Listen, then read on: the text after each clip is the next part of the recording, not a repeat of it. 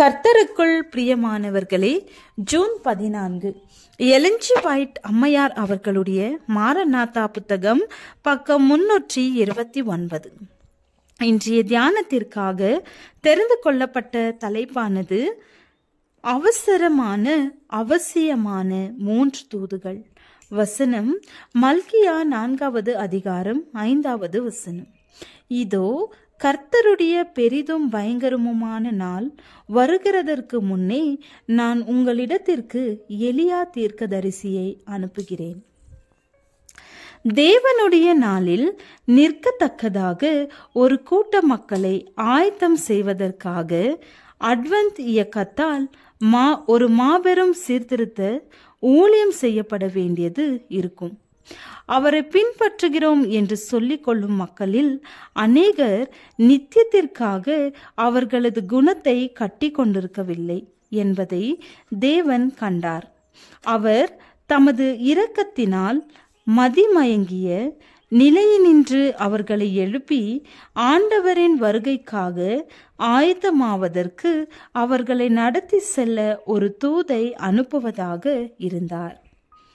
வெளிப்படுத்துதல் 14 இந்த எச்சரிப்பு சிந்தனைக்கு கொண்டு வரப்பட்டது. 3 அடுக்குகளிலுள்ள இந்த தூது பரலோக தூதர்களால் கூறி அறிவிக்கப்படுவதாக காட்டப்படுகிறது.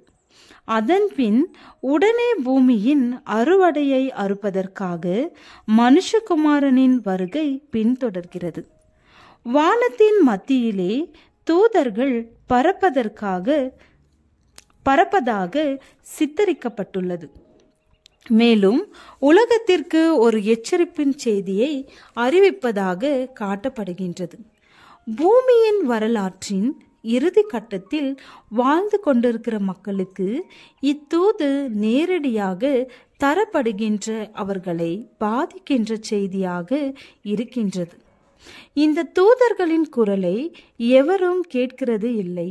ஏனெனில் பரலோக அண்ட சராசரத்தோடு இணைந்து வேலை செய்கின்ற தேவனுடைய மக்களை காட்டுகின்ற அடையாளமாக இந்த 3 தூதுகளும் இணைந்து கொடுக்கப்பட வேண்டும். உலகத்திற்கு 3 அடுக்கு வெளிச்சத்தை கொடுக்கின்றது. இவைகளுக்கு பின்பு வேறொரு தூதன் மிகுந்த அதிகாரமுடையவனாய் வானத்திலிருந்து இறங்கி வர கண்டேன். அவனுடைய மகிமையினால் பூமி பிரகாசமாயிற்று என்று யோவான் கூறுகிறான். இது உலகத்திற்கு எச்சரிப்பாக கொடுக்கப்படும் இறுதி 3 அடுக்கு தூதை சுட்டி காட்டுகிறது.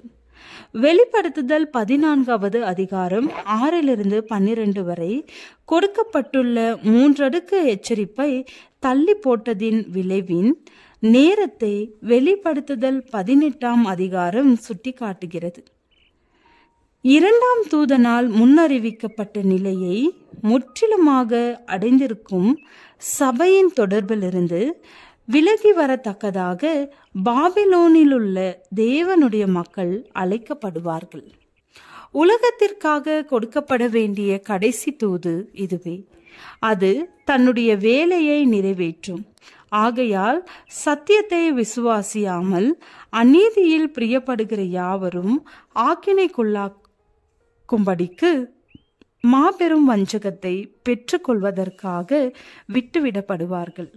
பின்னர் யாருடைய இதயங்கள் சத்தியத்தை ஏற்றுக்கொள்ள விருப்பமாக இருக்கிறதோ அவர்கள் மீது சத்தியத்தின் வெளிச்சம் பிரகாசிக்கும். பாபிலோனில் தங்கியிருக்கும் தேவனுடைய பிள்ளைகள் பின்பு வேறொரு சத்தம் வானத்திலிருந்து உண்டாக கேட்டேன்.